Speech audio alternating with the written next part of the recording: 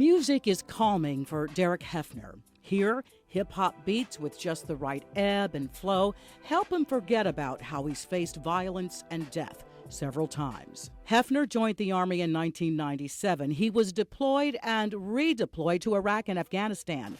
A weapons specialist, he provided backup support for Special Forces soldiers. So, yes, I mean, I did see combat more than a few times.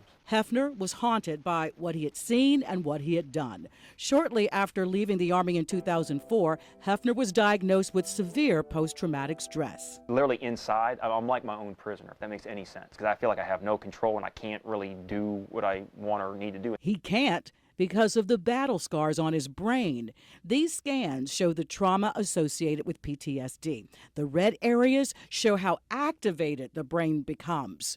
The second brain scan indicates how calmed a patient's brain becomes after successful therapy. Hefner wanted to get better and liked what he was hearing about a powerful tool to treat PTSD. It's called EMDR, Eye Movement Desensitization and Reprocessing Therapy. Breathe it.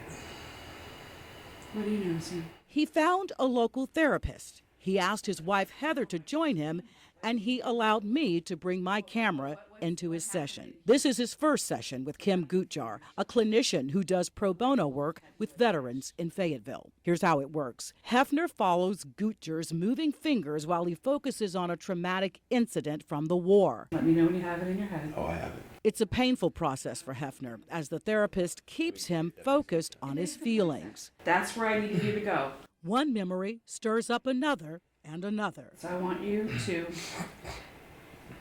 pick an incident in Fallujah. She listens to his memories. Hefner continues to follow her moving fingers for seconds at a time. By the end of a 90-minute session, Gutjahr has guided him to a better self-image. The thought that I hate being me, but I wouldn't want to be anything else popped in, and I just blanked out. As Hefner hears Gutjahr's positive words, the EMDR stimulates both hemispheres of the brain and helps his nervous system reorganize his memories. When a combat vet goes into combat and his buddies die and he gets blown up, the human brain isn't designed to deal with that.